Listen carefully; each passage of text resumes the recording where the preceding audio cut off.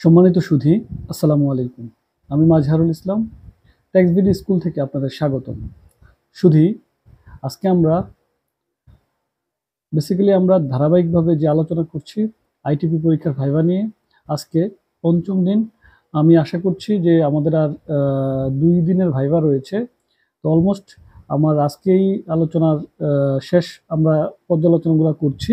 আপনারা মনোযোগ সহকারে 1 থেকে 5 পর্যন্ত এই পরীক্ষার যেই কি আসছে বা কি ধরনের প্রশ্ন আসছে মোটামুটি একটা ধারণা আপনারা পেয়ে যাচ্ছেন।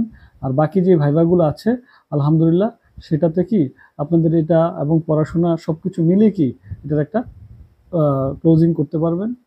এবং আপনারা যারা পরীক্ষা দিচ্ছেন আলহামদুলিল্লাহ সবাই পাস করবেন এই প্রত্যাশা রেখে কি আজকের পর্বটি আমি করছি, আজকের ভিডিওটি করছি যাতে কি আপনাদেরকে আরেকটু উৎসাহিত করার জন্য এবং বাকি যে 2টা দিন রয়েছে ওই 2টা দিনও যাতে আপনারা ভালো করতে পারেন এবং প্রত্যেকের পাস এবং আপনারা আইটিপি হওয়ার প্রত্যাশা নিয়ে কি আজকে আমার ভিডিওটি।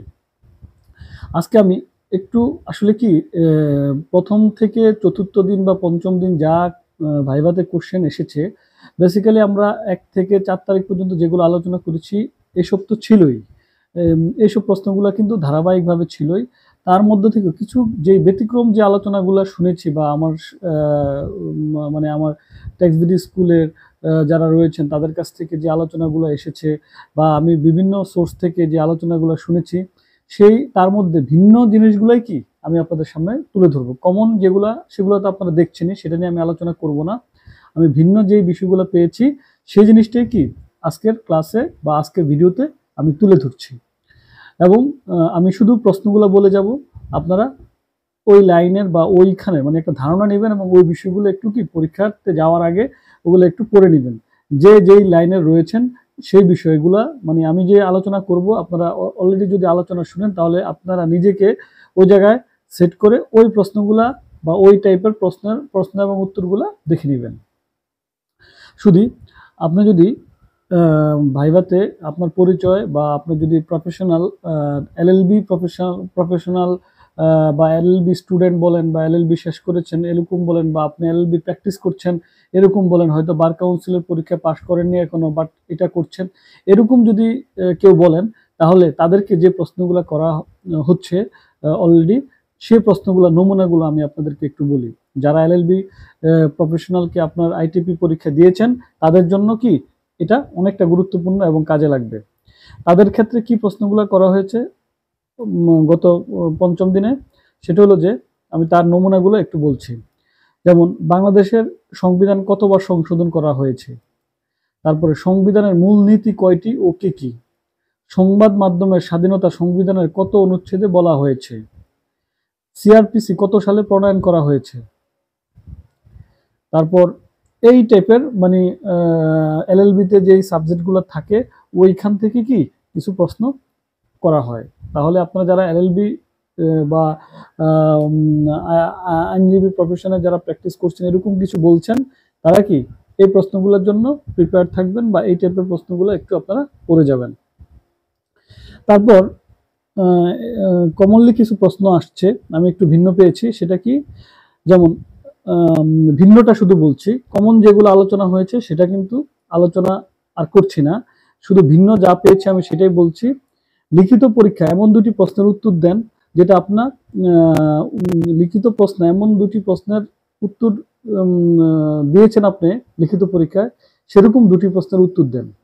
মানে তাকে বলা হলো যে আপনি আইটিপি পরীক্ষা লিখিত যে প্রশ্নতে 2টা প্রশ্ন করেছেন এমন 2টা প্রশ্ন সম্পর্কে আপনি আলোচনা করেন। আপনাকে এই ধরনের প্রশ্ন কি করা হতে পারে বা করা হয়েছে ভাইভা বোর্ডে, আমি সেটা নমুনায় বললাম।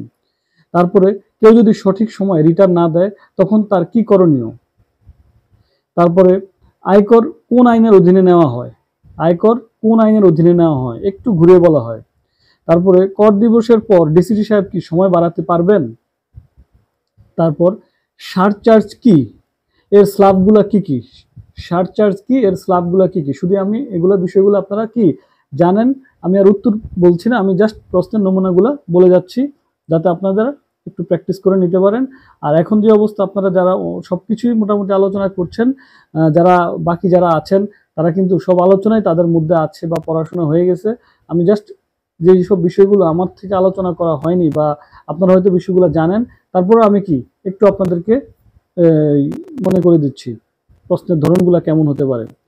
অর্থ অধ্যাদেশের পরিবর্তন সম্পর্কে কি আপনি জানেন?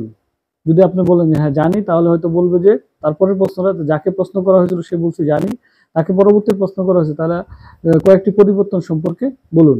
তারপরে ট্যাক্সেস রিবেট কি? ট্যাক্সেস রিবেটের কয়েকটি ক্ষেত্রের নাম বলুন। তারপর আইটি 11 গ কি? তারপর হলো এরপর ধরেন শুধু এটা তো গেল এটা। এরপর একজন আমি আগে বলছি যে আপনারা আসলে যে যে প্রফেশনে থাকেন সেই প্রফেশন থেকে সাধারণত প্রশ্ন বেশি করা হয়। তো কেউ যদি মনে করেন যে ট্যাক্স ইয়েতে বোর্ডে একজন বলল যে আমি অ্যাকাউন্টস জব করি, তো জিজ্ঞাসা করলো যে অ্যাকাউন্টসে আপনি কোন কাজটা দেখেন, তো সে বললো যে আমি অ্যাকাউন্টস রেডি করি। তখন তার যে রিলেটেড প্রশ্নগুলো হয়, যদি আপনাদের এমন কেউ থাকেন বা এমন যদি উত্তর কেউ করেন, তাহলে তাকে হয়তো এই ধরনের প্রশ্নগুলো করা হতে পারে। সেটা কি কি করা হয়েছে? অ্যাকাউন্টস প্রস্তুত করার জন্য কয়টি কম্পোনেন্ট প্রয়োজন হয়? কোম্পানির ট্যাক্স রেট কত? আপনি কি আপনার প্রতিষ্ঠানে উচ্চ কর কর্তন করেন? ভাড়ার উপর উচ্চ কর কর্তনের হার কত? ভাড়ার উপর উচ্চ কর কর্তনের সেকশন কত সেকশনে রয়েছে? এই টাইপের মানে এই রিলেটেড উচ্চ কর কর্তন, তারপর কর্পোরেট ট্যাক্সের রেট, তারপর হলো যে কি অ্যাকাউন্টসের যে কয়টা কম্পোনেন্ট প্রয়োজন, সেই সব বিষয়গুলো নিয়ে কি তাকে জিজ্ঞাসা করা হবে। যদি আপনি কি অ্যাকাউন্টেন্ট হিসাবে কোথাও জব করেন, তাহলে সেই বিষয়টা নিয়ে আর কি অ্যাকাউন্টেন্ট হিসেবে জব করার পরে আপনার কাজের ধরন জিজ্ঞাসা করার পরে যদি আপনি বলেন যে হ্যাঁ আমি নর্মালি কি দেখি, উচ্চ কর্তন মানে পার্টির ব্যালেন্স গুলো দেখি, তাহলে একরকম উচ্চ কর্তনের উপর আপনাকে জিজ্ঞাসা করবে। আর যদি বলেন যে আপনি অ্যাকাউন্টস রেডি করেন, তাহলে আপনাকে সামগ্রিক বিষয়ের উপর কি প্রশ্ন করবে। তারপর অনেক সময় অনেকে আবার এসব বিষয়গুলোর উপর জিজ্ঞাসা করা হয়েছে, একটু ব্যতিক্রম আমার কাছে মনে হয়েছে, এটা একটু আপনারা পড়ে নেবেন। টিনের মানে কি? টিন, টিআইএন, টিনের মানে কি যেটা আমি বলেছি অলরেডি। তারপর ইটিন এবং টিনের মধ্যে পার্থক্য কি যেটা আপনারা জানেন। তারপরে হলো যে ট্যাক্স কার কাছে জমা দিতে হয়। তারপরে সরবরাহকারী থেকে কত শতাংশ উৎসে কর কর্তন করেন এবং ধারা কত। তারপর পিএসআর কি? সরবরাহকারীর পিএসআর না দিলে করণীয় কি। তারপরে রিটার্ন সম্পর্কে অনেককে বেশিরভাগ প্রশ্ন করা হয়েছে রিটার্ন সম্পর্কে। আপনারা শেষে 2 দিনে এসব বিষয়গুলো একটু চোখ মানে চোখ দিয়ে দেখে বা একটু পড়ে, যেহেতু এখনো সময় রয়েছে আজকে রাত্রে, কালকে যে এবং কালকের দিন যেহেতু শনিবার, রোববার থেকে যেহেতু আপনারা যথেষ্ট সময় পাবেন, এই বিষয়গুলো একটু পড়ে নেবেন। তারপরে রিটার্ন থেকে প্রশ্ন এসেছে, যেমন রিটার্ন থেকে যে ধরনের প্রশ্নগুলো এসেছে সেটা কেমন। আপনি কি রিটার্ন দেখেছেন? রিটার্ন যদি বলে হ্যাঁ দেখেছি, তাহলে বলে রিটার্নের ধাপগুলো বলেন, কি কি ধাপ, রিটার্নে কি কি ধাপ থাকে বলেন। এটা আপনারা একটা রিটার্ন দেখে রিটার্নের ধাপগুলা প্রথম কি থাকে তারপরে কি থাকে এই বিষয়টা কি আপনারা দেখে নেবেন। তারপরে অফিস থেকে লোন রিটার্নের কোথায় দেখানো হয়, কোন ঘরে দেখানো হয়। তারপর ঋণের সুদ রিটার্নের কোথায় দেখানো হয়। তারপরে ব্যাংক সুদের উপর উৎস কর্তন এটা কোথায় যাবে, রিটার্নের এটা কোথায় যাবে। এই বিষয়গুলো কি রিটার্ন সম্পর্কে জিজ্ঞাসা করা হয়। তারপরে যেটা আমি আগের ক্লাসে বলেছি বা আগের কোনো একটা ক্লাসে বলেছি যে রিটার্ন দাখিল আয়কর আইনের কত ধারায়, তারপর রিটার্ন দাখিল না করলে কি হয়, সেক্ষেত্রে কি কি জরিমানা, কি কি বিষয় আছে, এই বিষয়গুলো রিটার্ন থেকে একটু রিটার্নের যে আমাদের আয়কর আইনের ধারায় রিটার্নের যে চ্যাপ্টারটি রয়েছে বা যে পার্টটি রয়েছে, আপনারা ওটা থেকে একটু পড়াশোনা করে যাবেন। আর গেলে কি মোটামুটি এইসব রিলেটেড বিষয়গুলো কি আপনারা জানতে পারবেন। আজকে আমি যে বিষয়গুলো বললাম তার সামারি এটাই। এবং আজকে আমার আইটিভি ভাইবার সম্পর্কে আমি আর মানে এই রিলেটেড আর কি ভিডিওতে যাব না। মোটামুটি আপনাদেরকে দেওয়ার জন্য যা প্রয়োজন ছিল আমি চেষ্টা করেছি আপনাদের সাথে থাকার জন্য। আমরা নেক্সট যে ভিডিওগুলোতে যাব বা আমরা যদি আবার সেটা হবে আমাদের কি রিটার্ন কিভাবে রেডি করতে হয়, অনলাইনে কিভাবে রিটার্ন সাবমিট করতে হয়, সেসব বিষয়গুলো নিয়ে কি আমাদের আগামী ভিডিওগুলো আসবে। এবং ভ্যাট ভ্যাট কনসালটেন্ট নিয়োগের জন্য কিভাবে পড়াশোনা, কি কি ধাপগুলা কি কি আছে, আমরা বেসিক্যালি সেসব বিষয়গুলো নিয়ে যাব।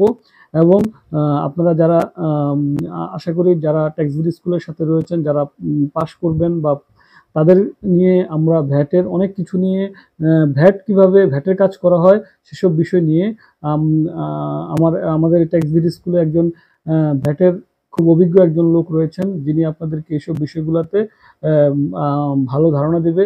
আর আমি যেটুকু জানি আপনাদেরকে সে বিষয়ে সহযোগিতা করব। তো আশা রাখছি আমরা এই ট্যাক্সের এই বিষয়গুলা, ট্যাক্সের আইটিপি পরীক্ষা শেষে আমরা রিটার্নের বিষয়গুলোর সাথে সাথে কি আমরা ভ্যাটের বিষয়গুলো আপনাদের সাথে আলোচনা করব খুব স্মুথলি, যাতে আপনারা ভ্যাট বিষয়ে কি আরো উৎসাহিত হন। কারণ একজন লোক যদি ভ্যাট ট্যাক্স দুটা বিষয় জানেন, তাহলে সে যে কোনো পেশায় নিজেকে সুন্দরভাবে গড়ে নিতে পারবে। তারপরে কনসালটেন্সি পেশায়ও কি ভালো করবে, জবের ক্ষেত্রেও কি সে ভালো করবে। তাই আমরা চাচ্ছি যে কি দুটা জিনিসই আপনাদেরকে প্র্যাকটিসে রাখার জন্য। এবং এর জন্য আমরা কি সাথে আরেকটা জিনিস রাখবো যে অ্যাকাউন্টস, কর্পোরেট অ্যাকাউন্টস কিভাবে তৈরি করতে হয়। আমাদের একজন এফসিএ রয়েছেন আমাদের সাথে, আমরা পরিচয় করে দিব। উনি আপনাদেরকে অ্যাকাউন্টস কিভাবে করতে হবে বা অ্যাকাউন্টসের কি কি বিষয়গুলো রয়েছে, স্পেশালি বিষয়গুলো নিয়ে আমরা এই ভাইবার ইয়েগুলো আলোচনা শেষ হয়ে গেলে কি পরীক্ষা শেষ হয়ে গেলে আমরা ধারাবাহিকভাবে সে আলোচনাগুলোতে যাব। অ্যাকাউন্টস কিভাবে তৈরি করতে হয়, অ্যাকাউন্টস তৈরি করার জন্য কি আছে, আমাদের সে এফসি স্যার রয়েছেন যিনি, আমি উনি আপনাদের ওনার মাধ্যমে আপনারা কি ভিডিও ভিডিও দেখতে পাবেন, বা আমরা লাইভ ক্লাস যাব বা রুমে যাব, যেভাবে হয় কি আমরা সেসব বিষয়গুলো কি আলোচনা করব। কারণ আপনারা একটা জিনিস মনে রাখবেন, যারা কর্পোরেটলি ট্যাক্স ভ্যাট নিয়ে কাজ করছেন তারা জানেন যে ট্যাক্স এবং ভ্যাটের সাথে ওতপ্রোতভাবে জড়িত অ্যাকাউন্টস, সিএ রিপোর্ট। এই সিএ রিপোর্ট কিভাবে তৈরি করতে হবে, এক্ষেত্রে ট্যাক্সের কি অবদান, ভ্যাটের কি অবদান, এই সামগ্রিক বিষয়গুলো নিয়ে আমরা আগামী ক্লাসগুলো করব। ট্যাক্সভিড স্কুলের সাথে যারা আছেন তারা অবশ্যই এই ক্লাসগুলো দেখবেন এবং তারা কি এই বিষয়গুলো শিখবেন, এই বিষয়গুলো জানবেন এবং কর্পোরেটলি সুন্দর করে আগামী কর্পোরেটে আপনারা কি এগিয়ে যাবেন, এই প্রত্যাশাই আমার থাকবে। আমি আজকে ভিডিও শেষ করার আগে আপনাদেরকে একটি বার্তা দিচ্ছি। এই বার্তাটি খুবই গুরুত্বপূর্ণ। আপনারা যারা আইটিপি পাশ করবেন, আইটিপি পাশ করার পরে এই পাশ করার পর এই বার্তাটির গুরুত্ব অনেক বহন করবে। সাথে সাথে বাকি যাদের আইটিপি পরীক্ষা বাকি আছে তাদের ক্ষেত্রেও কি এই আমি যে বার্তাটি এখন দিব সেখান থেকে কি প্রশ্ন আসার সম্ভাবনা রয়েছে। তাহলে সবাই বিষয়টা কি গুরুত্ব দিয়ে শুনবেন। এটি বাংলাদেশের এনবিআর এর চেয়ারম্যান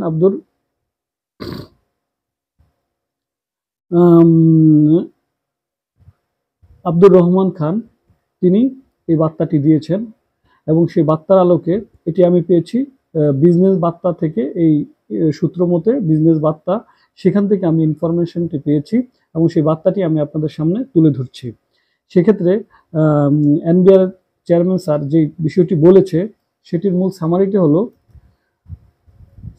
হলো যে দেশে বর্তমানে নিবন্ধিত করদাতা ই-3ধারীর করদাতার সংখ্যা 1,15,00,000, যার মধ্যে 2024-25 করবর্ষে রিটার্ন দাখিল করেছেন 44 লাখ।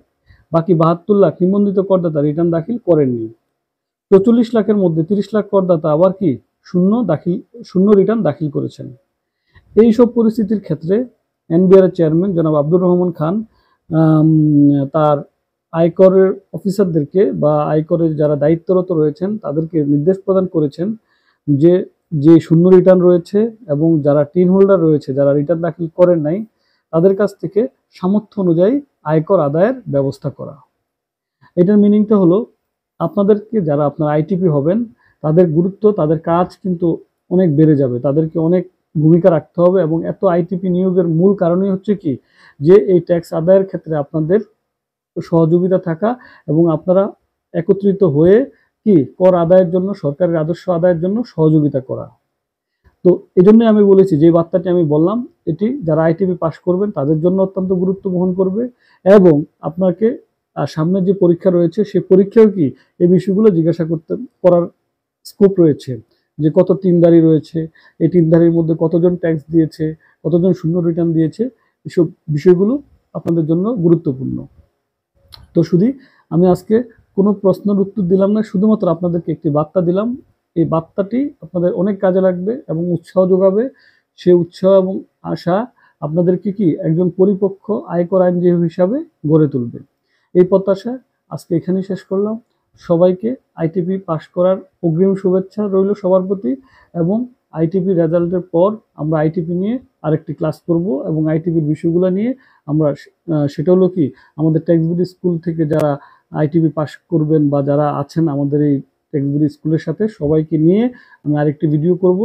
আজকে এই পর্যন্তই, এবং আমাদের সামনের ক্লাসগুলো দেখার জন্য আপনাদের সবাইকে আগাম শুভেচ্ছা। আপনাদের সবাইকে আগাম শুভেচ্ছা জানিয়ে আজকে এখানেই শেষ করলাম। সবাইকে আসসালামু আলাইকুম।